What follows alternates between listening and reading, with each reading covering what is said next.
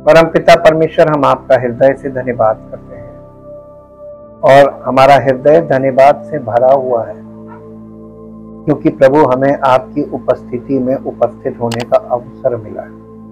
आपके वचन हमारे हृदय में पवित्र आत्मा के द्वारा बोए जाते हैं ताकि हमारा जीवन आपकी महिमा का कारण बने। हमारे हृदय से आपके वचन का प्रभाव हमारे जीवन में प्रकट हो, पवित्र आत्मा के फलों के द्वारा आपकी वो महिमा हमारे जीवन से प्रकट हो, ताकि लोग देखें और ये देखें कि परमेश्वर हमें कैसा बनाता है। हम प्रभु आपका एक एक बात के लिए धन्यवाद करते हैं। पवित्र आत्मा की सहायता के द्वारा आपके पवित्र वचन हमारे हृदय में बोए जा रहे हैं। इस बात के लिए आपका धन्यवाद हो, ताकि हम आपके राज्य के वारिस बने और हमारा जीवन आपकी महिमा का कारण बने और सारी महिमा आपको मिले। धन्यवाद के साथ प्रार्थना को प्रभु यीशु मसीह के पवित्र नाम से मांगते हैं, आमीन। सबको जय मसीह की। Praise the Lord. परमेश्वर जो महिमा के योग्य है, हम उसकी उपस्थिति में फिर से उपस्थित हुए हैं, इसलिए सारा आदर सारी महिमा परमेश्वर को मिले। हम लोगों ने कल देखा था दो मानसिकताएं, 2 माइंडसेट्स, और केवल 2 ही मानसिकता है, एक फिजिकल एक स्पिरिचुअल। और ये फिजिकल और स्पिरिचुअल के बीच का अंतर, इसी के विषय में पौलुस कलीसिया से बात कर रहा था और बता रहा था। और आज हम लोग इसी विषय में आगे बढ़ेंगे और इसी विषय में और उन्नति की ओर बढ़ेंगे, ताकि हम परमेश्वर की इच्छा को अपने जीवन में ग्रहण करें और उस इच्छा के अनुसार जीवन में आगे बढ़ें। और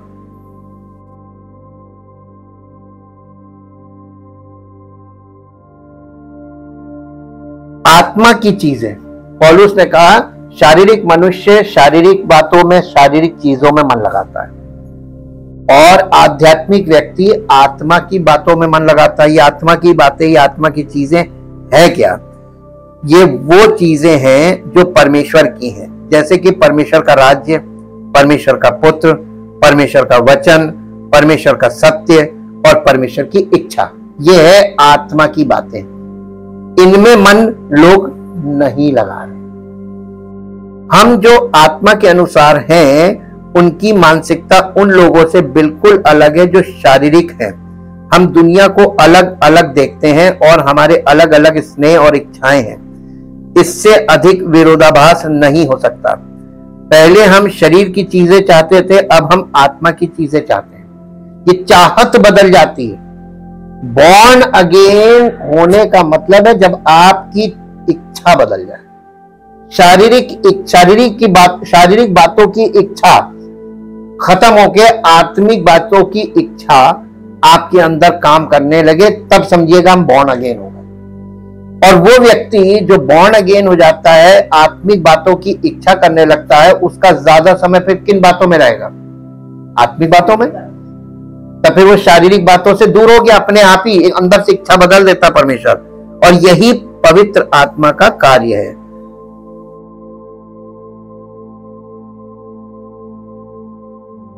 मसीही जीवन में प्रवेश करने का मतलब है एक रेल्म से निकलकर, फिजिकल रेल्म से निकलकर स्पिरिचुअल रेल्म में आना। यानी रेल्म का मतलब होता है क्षेत्र, शारीरिक क्षेत्र से निकलकर आत्मिक क्षेत्र में क्रियाशील हो जाना, एक्टिवेट हो जाना और केवल उसी में चलने लगना। जैसे अभी शारीरिक जीवन में हमारे समय शारीरिक बातों में मन लगाएं, उस समय हम सिर्फ आत्मिक बातों में मन लगाने लगेंगे। ये हमारा रेल्म बदल गया।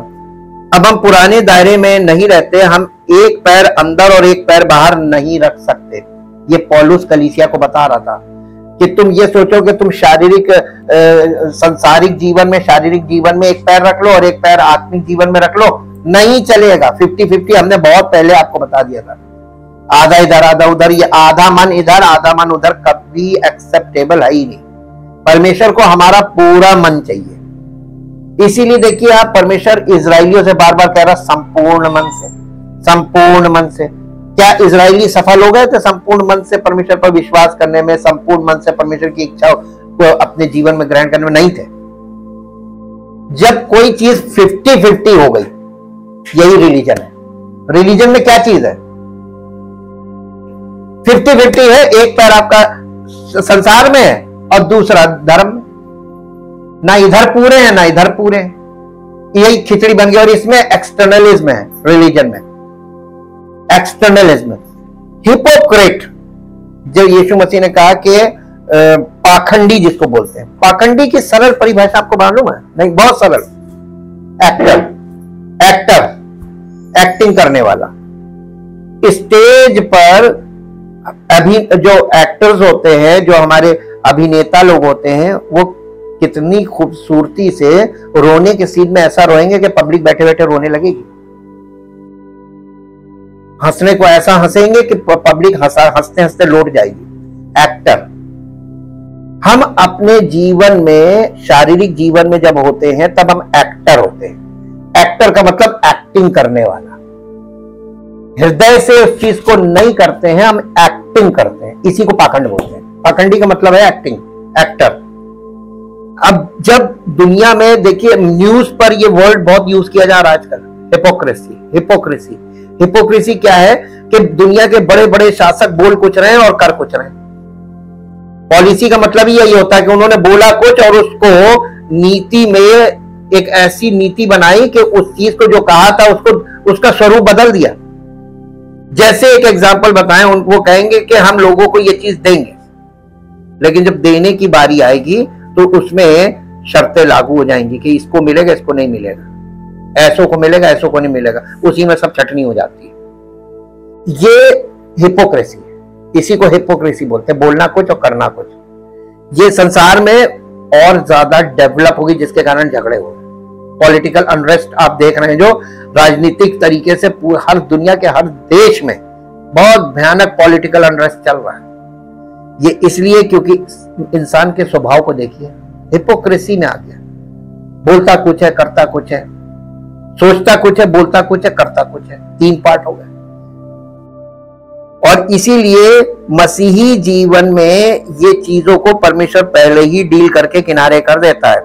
हम सोमवार से शनिवार तक शरीर के अनुसार नहीं जी सकते और फिर रविवार को आत्मा के अनुसार नहीं जी सकते। ज्यादातर विश्वासी क्या करते हैं? यही करते हैं। मंडे टू सैटरडे सांसारिक जीवन, और संडे को कुछ देर के लिए कलीसिया में आते हैं। और देखिए कितना अपने आप को, मुझसे बड़ा कोई विश्वासी नहीं। परमेश्वर हृदय जांचता है। आप पूरे समय संसार में लिप्त हैं, सांसारिक लोगों के बीच में लिप्त हैं, इमर्स्ड इन द वर्ल्ड। और उसके बाद आप संडे को आए तो एक कुछ ही मिनट में आप एकदम इतने धर्मी हो गए कि पूछो नहीं। ये पौलुस इस बात को यहां पर खोल कर रख रहा है। जब आप दोबारा जन्म लेते हैं, यानी बॉर्न अगेन होते हैं, तो आप पूरी तरह से शारीरिक जीवन से उखड़कर और आत्मिक जीवन के क्षेत्र यानी स्पिरिचुअल रेल्म में लगा दिए जाते हैं। यानी पेड़ को इधर से उखाड़ा और इधर लगा दिया। एग्रीकल्चर बेस पे देखेंगे तब आपको समझ में आएगा। परमेश्वर ने आपको संसार से उठाया और कलीसिया में लाके लगाया ताकि आप आत्मिक क्षेत्र में आप परिपक्व हो। आत्मा के क्षेत्र में स्थापित हमको किया जाता है। अब आप हमारे पास पूरी तरह से नए दृष्टिकोण और जीवन पर दृष्टिकोण के साथ मसीह का दिमाग भी है, माइंड ऑफ क्राइस्ट। वो हमारे पास है क्योंकि कलीसिया में माइंड ऑफ क्राइस्ट काम करता है। कलीसिया जो है बॉडी है। अब हम दिव्य एवं शाश्वत दृष्टि से देखें, ये हमारे जीवन में अमूल चूल परिवर्तन लाएगा जब हमारा दृष्टिकोण कलीसिया में परमेश्वर के अकॉर्डिंग होगा। दोनों क्षेत्र बिल्कुल अलग हैं और आप एक ही समय में दोनों क्षेत्र में नहीं रह सकते कि आप सांसारिक जीवन भी जी ले और आत्मिक जीवन भी जी ले, नहीं हो सकता। और आपको यही जो बिगड़ा हुआ स्वरूप मसीहत का दिख रहा है ना, ये गलत है। ये है ही नहीं, मसीहत में है ही नहीं। 50-50 वो लेता नहीं, 100% लेता नहीं, 100% रिजेक्ट। और हम ये बात शुरुआत से करते आ, पुराने भी आप उठा के देंगे यही बात कह रहे हैं। कई तरीके से हमने इसी बात को रखा है कि अलग यानी 50-50 है ही नहीं, बीच का कोई शॉर्टकट रास्ता है ही नहीं मसीहत में। हम दुनिया के एक दायरे में हमने जब शारीरिक जन्म लिया तो हमने दुनिया के एक दायरे में प्रवेश किया, लेकिन उद्धार के बाद हमको दूसरे दायरे में, आत्मा के दायरे में स्थानांतरित किया गया है। हमारा मन पहले शरीर की बातों पर लगता था, परंतु अब आत्मा की बातों पर लगता है। दोनों की मानसिकताएं बिल्कुल अलग है, बिल्कुल अलग है। एक शरीर के अनुसार चल रहा है, शारीरिक दृष्टिकोण है, शारीरिक बातें हैं, और एक तरफ आत्मिक दृष्टिकोण है और आत्मिक बातें हैं, बिल्कुल ऑपोजिट है। अब आते हैं आज दूसरे पार्ट पे कि दो भिन्न नियति का मतलब मालूम क्या होता है? रिजल्ट। अगर दो भिन्न मानसिकताएं हैं तो जिस मानसिकता में आप हैं उसी का रिजल्ट आपको जीवन में अंत में मिलेगा। अगर आप शारीरिक दृष्टिकोण से अकॉर्डिंग टू द फ्लैश यानी शारीरिक इच्छा के अनुसार, शारीरिक स्वभाव में, भले ही आप कलीसिया में हैं, आप कलीसिया का हिस्सा है, लेकिन आप कलीसिया के कौन से हिस्से में हैं? You are the part of the assembly, not the body. कलीसिया के दो भाग हैं। कलीसिया में पहला भाग, जो लोग जिसको कलीसिया समझते हैं, वो है कॉन्ग्रीगेशन, या उसको आप कह सकते हैं कि लोगों का एकत्रीकरण। जब लोग फिजिकली एकत्रित होते हैं, सभा, ये सभा है, आप सभा में आते हैं, लेकिन क्या आप प्रभु यीशु मसीह की आत्मिक देह का अंग बने? कलीसिया में दो रेल्म हमने आपको बताया था ना, दो क्षेत्र एक साथ होते हैं, एक फिजिकल और दूसरा स्पिरिचुअल। फिजिकल और स्पिरिचुअल का जो रेल्म है, वो रेल्म कलीसिया में दोनों रेल्म है। जो फिजिकल रेल्म है वो फिजिकल लोगों के लिए जो कांग्रीगेशन में मौजूद होते हैं वो फिजिकल लोग हैं और फिजिकल माइंड में है, फिजिकल स्वभाव उनके अंदर काम कर रहा है, क्योंकि परमेश्वर ने पापियों को और आत्मिक तौर पर जो मृतक है उन्हीं को बुलाया है, तो इनकी संख्या ज्यादा होगी, हमेशा याद रखिए। कांग्रीगेशन में फिजिकल लोगों की संख्या ज्यादा होगी, इसका मतलब ये नहीं कि ये मसीह की देह का अंग है। अब आप थोड़ा सा पीछे जाइए, हमने आपको दिखाया था कि आंगन और पवित्र स्थान, अंदर बाहर। यीशु मसीह ने क्या कहा था? यदि तू मुझ पर विश्वास करेगा तो नहीं, यदि तू मुझ पर विश्वास करेगा तो तुझे जीवन की रोटी मिलेगी, जीवन का जल मिलेगा और तू भीतर बाहर आया जाया करेगा। इसका मतलब क्या है? हाँ, जो लोग, अब देखिए कलीसिया में सब फिजिकली प्रेजेंट हैं, लेकिन इसी कलीसिया में जो लोग बॉर्न अगेन हो गए और स्पिरिचुअली ग्रो कर रहे हैं, वो आत्मा के साथ, परमेश्वर की आत्मा के साथ, यानी पिता, पुत्र और पवित्र आत्मा, ये तीनों के साथ वो स्पिरिचुअल फेलोशिप में आनंद करते हैं। एट द सेम टाइम जब फिजिकल लोग फिजिकल चीजों के, फिजिकल माइंड के साथ कलीसिया में बैठे होते हैं, तो स्पिरिचुअल रेल में वो लोग जो स्पिरिचुअली यानी ग्रोन अप हैं, वो आत्मिक लेवल में आनंद से भर के परमेश्वर की उपस्थिति का आनंद ले रहे होते हैं, और ये एक ही टाइम में होता है। बाकी शारीरिक लोग, कोई जमाई ले रहा है, कोई इधर देख रहा है, कोई घड़ी देख रहा है, कोई कुछ ये कर रहा है, कोई फोन में लगा रहता है, कोई सो जाता है, ये शारीरिक। हाँ, बुलाए हुए बहुत है, लेकिन उसमें से चुने हुए थोड़े हैं, तो जिनको वो चुनकर निकाल लेगा। अब आप फिर जाके देखिए, सुसमाचार में यीशु मसीह के मुंह से निकला था, उसने ये दृष्टांत दिया था कि परमेश्वर का राज्य उस महाजाल के समान है जो समुद्र में डाला गया और ढेर सारी मछलियों को ले आया और किनारे लाकर उसमें से छटनी की। जो मेच्योर थी उन्हें तो अलग किया, बाकी जो इमेच्योर थी उन्हें वापस डाल दिया। इन्हें जाने दो संसार में, अभी ग्रोन अप होने दो, अभी इन्हें सीखने दो, अभी इन्हें ठोकर खाने दो, अभी इनको पसने दो। परमेश्वर भी लोगों को निकालता, केवल उसी को निकालता है जो, भाई देखिए फसल पकी हुई है तो जो पका हुआ है उसी को काटेगा, जो पका नहीं उसको छोड़ देगा। तो आत्मिक जीवन में जो परिपक्व लोग हैं वो सेलेक्ट हो जाते हैं, और जो शारीरिक है वो वैसे ही बैठे रह जाते हैं। ये दो क्षेत्र एक साथ काम करते हैं, इसी को रेल में बोलते हैं, और ये दो हैं। तो ये दो विभिन्न 8 अध्याय, रोमियो 8 अध्याय का 6 पद पढ़िए। रोमियो 8 अध्याय का 6 पद, शरीर पर मन लगाना तो मृत्यु है, परंतु आत्मा पर मन लगाना जीवन और शांति है। जैसे ही हम 6ठे पद की ओर बढ़ते, हम देखते हैं कि ये विपरीत मानसिकताएं जीवन की दो बिल्कुल विपरीत दिशाओं में ले जाती हैं।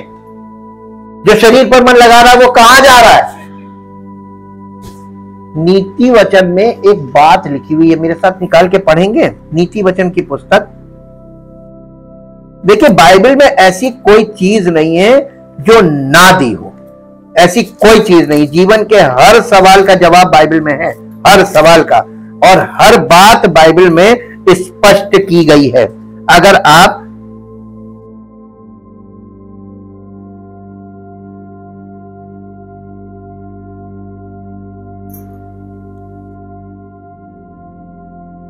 पहला अध्याय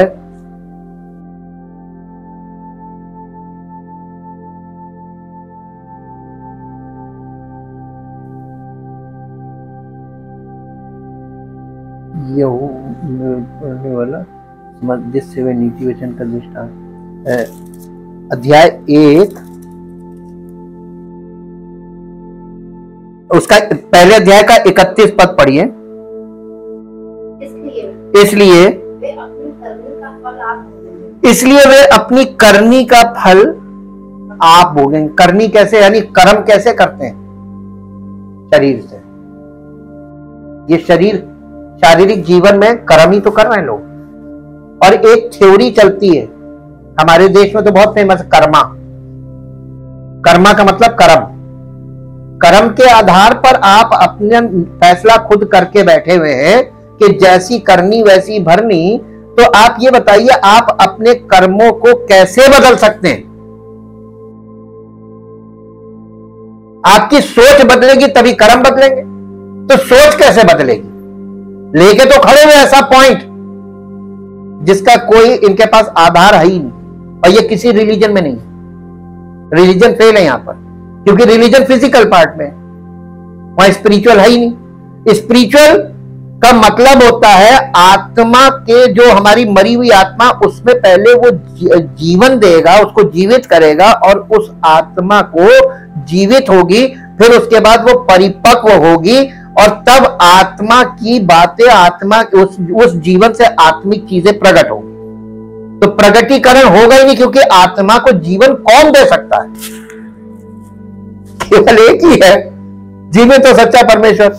इसीलिए उसके नाम पर मोहर लगा दी थी पिता ने कि उसके अलावा कोई दूसरा दे ही नहीं पाएगा, और दूसरा कोई रास्ता है ही नहीं। बुद्धि की बातें बैठकर प्रवचन कर लो, और शैतान को कोई आपत्ति नहीं होती। आप 4 घंटे प्रवचन कीजिए, क्योंकि उसको मालूम होगा जैसे ही खत्म होगा 2 मिनट में वो प्रवचन की मिट्टी में मिला देगा ये शरीर। क्योंकि शरीर, हम तो शरीर की प्रवृत्ति में है ना, तो शारीरिक प्रवृत्ति आप प्रवचन करते समय देख लीजिए। प्रवचन करते समय भी यही होता है। प्रवचन करने वाला व्यक्ति भी तुरंत ठोकर खाता जैसे ही प्रवचन खत्म करता है। शारीरिक जीवन में वो सब बराबर है, जिनको वो सुना रहा था और जो सुन रहे थे सब बराबर। यहां पे लिखा हुआ है अपनी करनी का फल भोगेंगे और अपनी युक्तियों के फल से। अब आप बताइए, शारीरिक जीवन में युक्तियां नहीं है, फिर कर्मा जहां है वहां पर युक्तियां हैं। ये नहीं हो रहा था ये कर लो, ऐसे नहीं हो रहा था ऐसे कर लो, ये युक्तियां, ऑप्शंस है। फिजिकल लाइफ में ऑप्शंस है, लेकिन वो ऑप्शन आपको लेके कहां जा रहे हैं? ऑप्शन भी तो फेल हो जाएंगे। अब इसका 32 पद पढ़िए। क्योंकि भोले लोगों का भटक जाना उनके घात किए जाने का कारण होगा, और निश्चिंत रहने के कारण मूढ़ लोग नष्ट होंगे। मूर्ख होंगे जो निश्चिंत रहेगा, अरे देखा जाएगा। ये वाले जितने भी सब मूढ़ हैं, और ये निश्चिंत रहते जो होगा देखा जाएगा, ये सब नष्ट हो जाएंगे। परंतु जो मेरी सुनेगा वो निडर बसा रहेगा और बेखटके, उसको कोई खटका नहीं होगा। आप ये देखिए, अपने अंदर झांक के देखिएगा, आपको ढेरों खटके हैं। खटके का मतलब भय, ये ना हो जाए, ये ना हो जाए, कहीं ये चीज ना हो जाए, मेरे साथ ऐसा ना हो। नीति वचन में एक और बात लिखी हुई है कि सभा और मंडली के बीच रहते हुए भी मैं नष्ट हो गया। इसका मतलब आप कलीसिया में भी जुड़े रहेंगे, बने रहेंगे, फिर भी नष्ट हो जाएंगे। कारण क्योंकि आप असेंबली का पार्ट है, मसीह की देह का, यानी स्पिरिचुअल पार्ट आपका चालू ही नहीं हुआ, आप फिजिकल पार्ट में ही हैं। अब बताइए इसका क्या आपके पास तोड़ है किसी के पास? ये है संसार में, क्योंकि लोग सत्य लोगों तक पहुंचा नहीं पा रहे, क्योंकि उनका जीवन सत्य के लायक है ही नहीं कि वो उस लेवल पे जाकर बता पाए। और ये हम लोग ने जब देखा कि वो पौलुस इस चीज को बहुत खोल खोल के बता रहा है कि शरीर पर मन लगाना मृत्यु, परंतु आत्मा पर मन लगाना जीवन और शांति। शरीर पर मन लगाना स्पष्ट रूप से अविश्वासी के बारे में बात कर रहा है, जो मृत्यु की आध्यात्मिक स्थिति में पैदा हुआ था, यानी आत्मिक तौर पर मृतक पैदा हुआ था। वो शारीरिक व्यक्ति के विषय में ये बोल रहा है। वो बॉर्न अगेन नहीं हुआ और अभी भी जी रहा है, और बॉर्न अगेन होने के बाद भी वो शारीरिक स्वभाव में ही जीवन व्यतीत कर रहा है। पौलुस ये बता रहा था कलीसिया में। जब पौलुस कहता है शरीर पर मन लगाना मृत्यु है, वो वास्तव में इस जीवन के परिणाम का उल्लेख कर रहा है जो अनंत मृत्यु है, जिसे दूसरी मृत्यु कहा गया प्रकाशित वाक्य। ये उसके बारे में बता रहा था। पौलुस ने पहले ही लिखा, क्या तुम नहीं जानते कि जब तुम अपने आप को किसी के दास होकर आज्ञाकारिता के लिए सौंपते हो, तो जिसकी आज्ञा मानते हो उसके दास हो, या तो पाप के दास हो, या जिसका परिणाम मृत्यु है, या आज्ञाकारिता का परिणाम धार्मिकता है। तो अगर तुम परमेश्वर की आत्मा की आज्ञा मानोगे तो धार्मिकता की ओर बढ़ोगे, और अपनी यानी पाप की आज्ञा मानोगे तो मृत्यु की ओर जाओगे। रोमियो की पत्री 6 अध्याय का 16 पद पढ़ दीजिए। रोमियो की पत्री अध्याय 6 उसका 16 पद। क्या तुम नहीं जानते कि जिसकी आज्ञा मानने के लिए, देखिए शारीरिक जीवन में भी आज्ञा मान रहे और आत्मिक जीवन में भी आज्ञा मान रहे, तो इसका मतलब कई बार आज्ञा के ऊपर प्रचार भी गलत हो जाएगा। पूछिए क्यों? आप प्रचार कर रहे हैं आज्ञा मानो, और वो व्यक्ति पाप का गुलाम है, तो पाप की आज्ञा तो मानता ही है, आज्ञाकारी तो वो है ही है। तो हमें ये नहीं कहना है लोगों से आज्ञाकारी बनो, हमें ये बताना है कि परमेश्वर का वचन ग्रहण करो और उसको उसके अनुसार जीवन व्यतीत करो, या उसको अपने जीवन में लागू करो। फॉलो द वर्ड, परमेश्वर के वचन को ग्रहण करके फॉलो करो, यानी पवित्र आत्मा की आज्ञा मानो। आज्ञाकारी तो सब लोग हैं अगर देखा जाए तो, क्योंकि पाप के गुलाम, पाप की तो आज्ञा मान ही रहे ना, क्योंकि पाप के वश में, तो आज्ञाकारी तो है ही है। पौलुस यहां पर यह दिखा रहा है कि आज्ञाकारी पर प्रचार मत करो, आज्ञाकारी के लिए शिक्षा मत दो, बल्कि आज्ञाकारी बनकर उनके सामने डेमोन्स्ट्रेशन करो कि देखो हम आज्ञा मान रहे हैं और परमेश्वर कैसे काम कर रहे हैं। जो पावर चेलों के द्वारा प्रकट हुई थी, सामर्थ्य के काम होते, आज क्यों नहीं हो रहे? सब शारीरिक जीवन में पाप के गुलाम है और पाप की आज्ञा का पालन कर रहे हैं। जो मन कहता है वो करते हैं, कहते हैं आज्ञा तो मानते हैं, हमारे मन में आया ये करो, हमने कर दिया, आज्ञा मानी। ये पौलुस बता रहा है, यहां पर मन की स्थिति को खोल के बता रहा है। और जो क्या तुम नहीं जानते कि तुम जिसको अपने आप को दास के समान यानी गुलाम के समान समर्पित करते हो, तुम उसके आज्ञाकारी, उसकी आज्ञा मानते हो, या तो तुम अपने आप को नहीं, तुम अपने आप को दासों के समान सौंप देते हो। के दास हो। तुम किसके दास हो? पाप के परमेश्वर की आत्मा के। यहां पे हमको आईना दिखाया जा रहा है कि तुम किसके वश में हो, किसके ताबे हो, परमेश्वर की आत्मा के पाप के। पाप के, क्योंकि हम शारीरिक जीवन में, यह स्पष्ट रूप से बताता है कि पाप का परिणाम मृत्यु है। इसी प्रकार जो जीवन पाप के दायरे में रहता है उसका परिणाम मृत्यु होता है। आप परिवर्तित होने से पहले ही मृत्यु की आध्यात्मिक स्थिति में है। बॉर्न अगेन होने के बाद की बात कर रहा पौलुस, उसके बाद की बात। आप परिवर्तित होने से पहले, यानी आप पूरी तरीके से आत्मिक जीवन में परिपक्व होने से पहले आत्मिक मृत्यु की दशा में हैं। आप ऐसे ही बुलाए गए मसीह में। ये तो परमेश्वर ने आप पर अनुग्रह किया, आपको मसीह की देह का हिस्सा बना दिया ताकि यहां पर पुनरुत्थान की सामर्थ्य काम करे। आप मन लगाएंगे, समर्पित होंगे, तभी आगे एक एक स्टेप बढ़ेंगे, और ये हो नहीं रहा आजकल। और परिवर्तित होने से पहले ही आध्यात्मिक मृत्यु की स्थिति में है। इसलिए ये वास्तव में ऐसा है जैसे आप एक मृत्यु से अगली मृत्यु की ओर जा रहे हैं, जैसे एक मृत्यु से अगली मृत्यु की ओर जा रहे हैं, लगभग कब्र में जा रही लाश की तरह।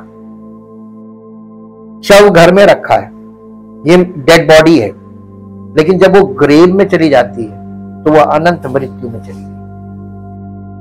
पौलुस यही दिखा रहा है कि तुम मृत्यु से मृत्यु का आत्मिक तौर पर मृतक है। बॉर्न अगेन यानी हमको एक आशा हुई कि प्रभु यीशु मसीह पर विश्वास करके हमको अनंत जीवन मिलेगा, लेकिन प्रभु यीशु मसीह पर उत्सुकता तो शुरुआत में रहती है जब हम प्रभु के पास आते हैं, सत्य है बिल्कुल, लेकिन धीरे धीरे वो उत्सुकता खत्म होने लगती है और विलासिता आने लगती है। हमें ये भी चाहिए, गवाहियां सुनते हैं, अरे उन्होंने गाड़ी खरीदी हम भी लेंगे, उन्होंने ये ले लिया हम भी लेंगे, हो जाती है। और इस प्रकार से हम शारीरिक चीजों की ओर बढ़ने लगे। कलीसिया की कंडीशन बता रहा वो। पौलुस आगे कहता है, इसलिए जिन बातों से तुम अब लज्जित होते हो उनसे उस समय जब तुम्हें क्या लाभ हो रहा था, क्योंकि उन बातों का परिणाम मृत्यु है।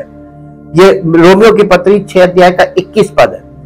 फिर वो फिर से जोर देता है, क्योंकि पाप की मजदूरी मृत्यु है, और 16वें पद में उसने कहा परिणाम मृत्यु है, और 21 में कहा कि परिणाम मृत्यु है, और 6 अध्याय के 23 पद में उसने कहा पाप की मजदूरी मृत्यु है। ये एक ही बात को 3 अलग अलग पदों में 3 अलग अलग तरीकों से कह रहा है। इसका तात्पर्य शारीरिक मृत्यु से नहीं बल्कि आध्यात्मिक मृत्यु से है, आत्मिक मृत्यु से है। अब आप इन 3 जगहों को फिर से पढ़ लीजिए। पहला पढ़िए रोमियो उसका 6 अध्याय और उसका 21 पद पढ़िए। अतः जिन बातों से अब तुम लज्जित होते हो उनसे उस समय तुम क्या फल पाते थे जब तुम शारीरिक जीवन में थे। क्योंकि उन बातों का परिणाम या उसका अंत मृत्यु है। फिर इसके बाद 6 अध्याय का 16 पद पढ़ दीजिए। क्या तुम नहीं जानते कि जिसकी आज्ञा मानने के लिए तुम अपने आप को दासों के समान सौंप देते हो, उसी के दास हो, चाहे पाप के जिसका अंत मृत्यु है, चाहे आज्ञाकारिता के जिसका अंत धार्मिकता है। इसके बाद 6 अध्याय का 23 पद पढ़ दीजिए। क्योंकि पाप की मजदूरी तो मृत्यु है, परंतु परमेश्वर का वरदान हमारे प्रभु यीशु मसीह में अनंत जीवन है।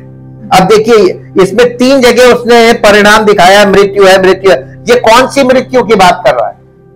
ये शारीरिक मृत्यु नहीं है, नहीं, ये आत्मिक मृत्यु है।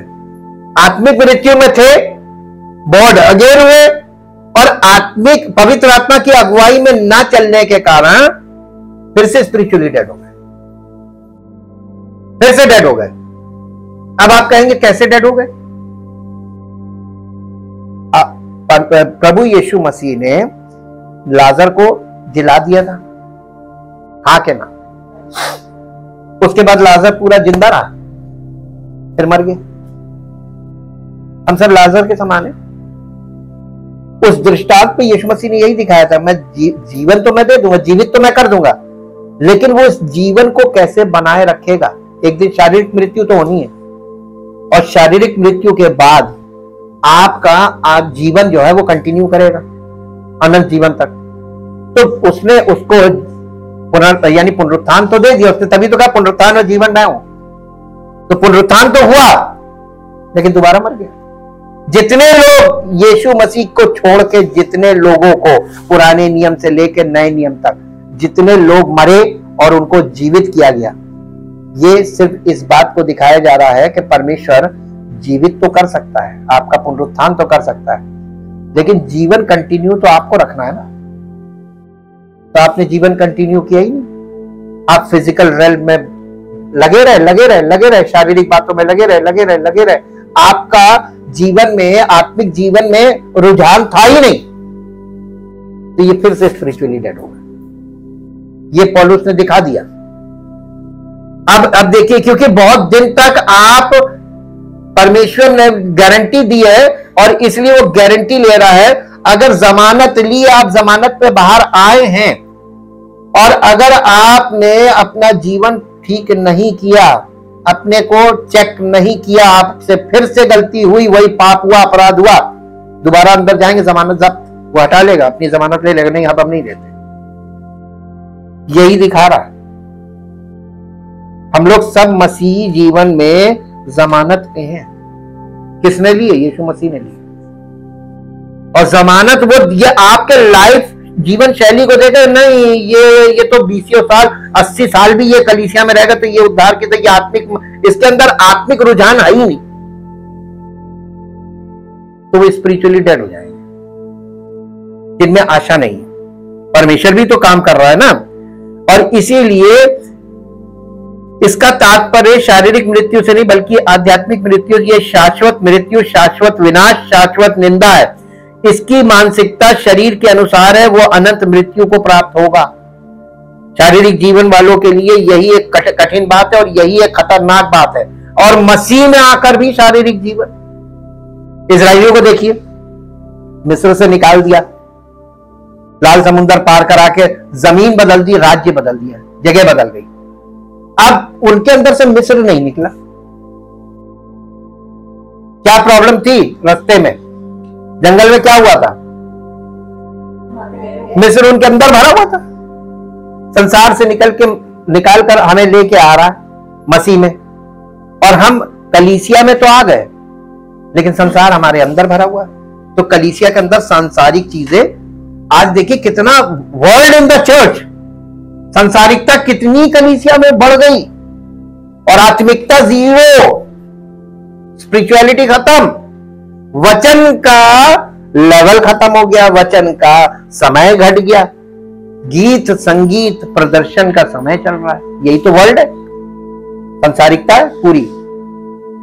और ये चल रहा है जैसे राजनीतिक लोग प्रचार करते हैं, वैसा प्रचार कलीसिया में चल रहा है, मत का प्रचार चल रहा है। जबकि प्रभु यीशु मसीह के जी उठने का प्रचार होना चाहिए, सुसमाचार का प्रचार होना चाहिए, परमेश्वर के वचन के सत्य का प्रचार होना चाहिए। मत का प्रचार चल रहा है, यानी डिनोमिनेशनल, क्या आप फलाने डिनोमिनेशन में आ जाओ आपको उद्धार मिलेगा।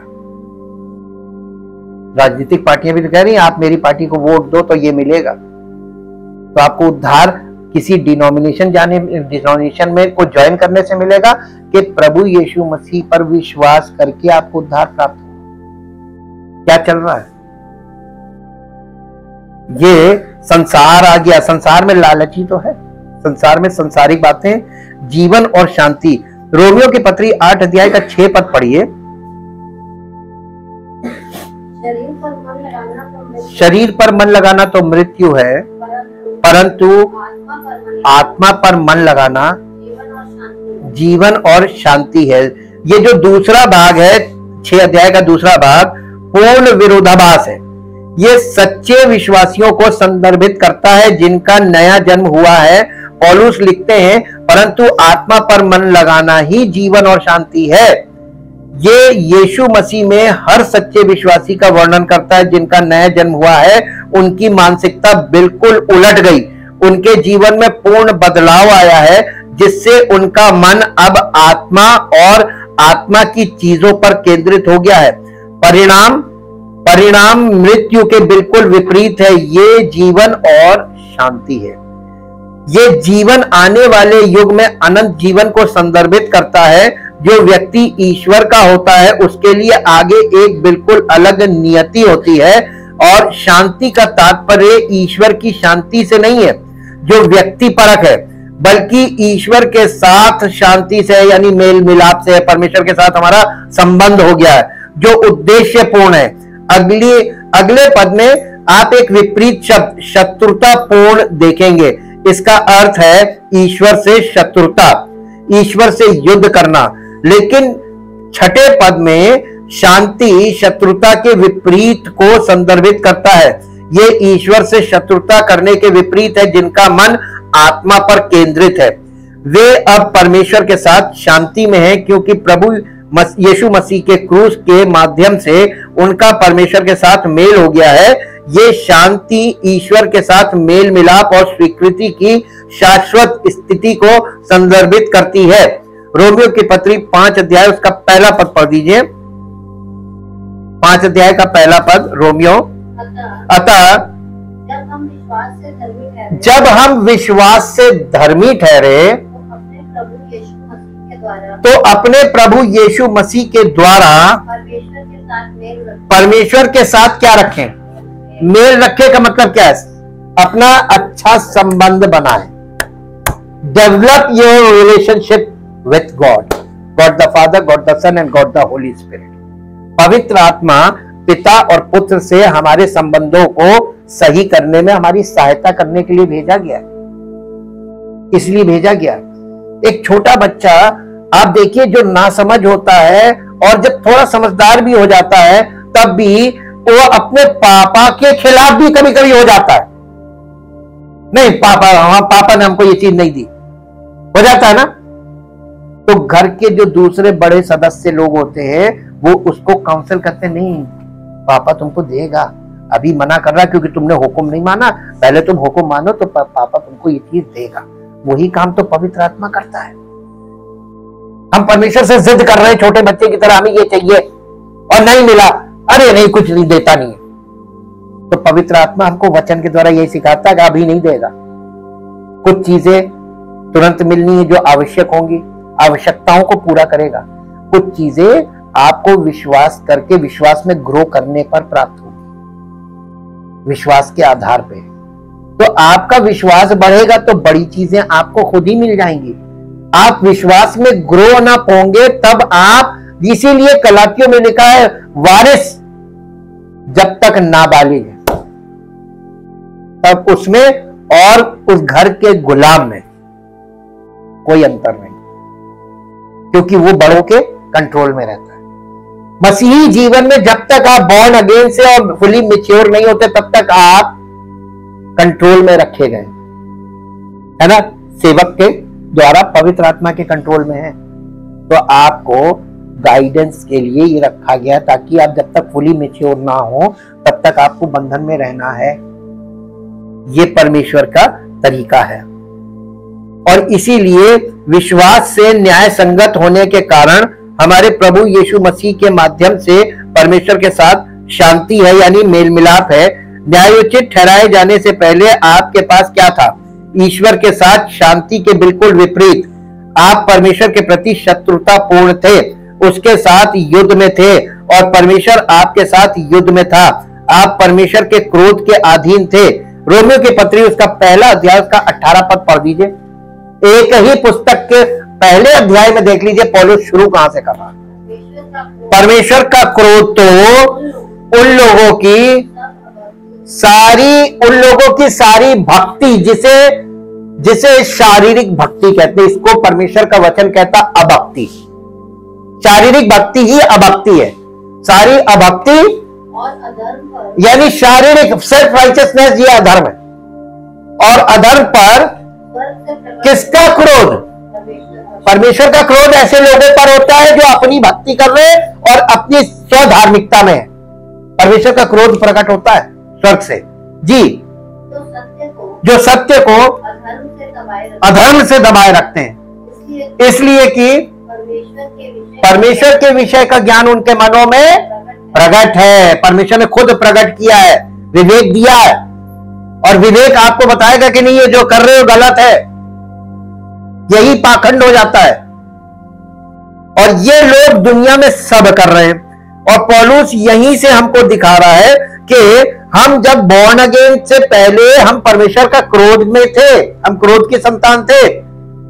ये तो परमेश्वर का अनुग्रह है मसीह यीशु के कारण हम पर, कि हमको कलीसिया में एंट्री देकर उसने यहां पर रोक दिया है कि पहले तुम वचन के द्वारा सब चीजों को समझो और वचन के अनुसार बढ़ो, तो आगे तुम्हारे लिए रास्ते खुलते जाएंगे।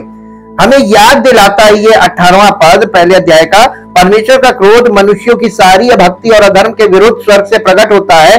कहानी में परमेश्वर पापियों से प्रेम करता है के अलावा और भी बहुत कुछ है।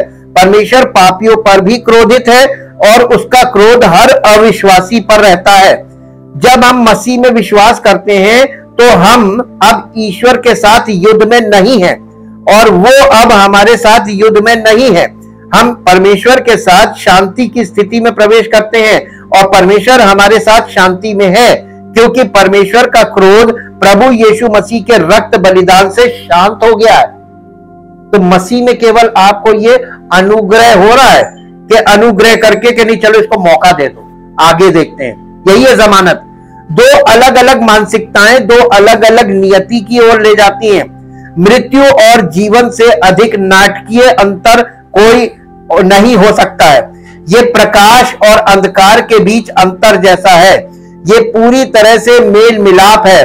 प्रत्येक व्यक्ति का जीवन इन दो परिणामों में से किसी एक की ओर जा रहा है, या तो अनंत जीवन या अनंत मृत्यु की ओर जा रहा है। अब आप किस दिशा में बढ़ रहे हैं, आप अपने जीवन में झांक कर देखिए, अपने अंदर, अपनी सोच पर, अपनी इच्छाओं पर, अपने आपके अंदर जो लालसाएं काम कर रही हैं। क्या शारीरिक बातों की फिराक में आप हैं कि ये मिल जाए, ये मिल जाए, ये मिल जाए? आप उस परमेश्वर पर भरोसा कीजिए जो आपकी सारी जरूरतों को पूरा करने में सक्षम है।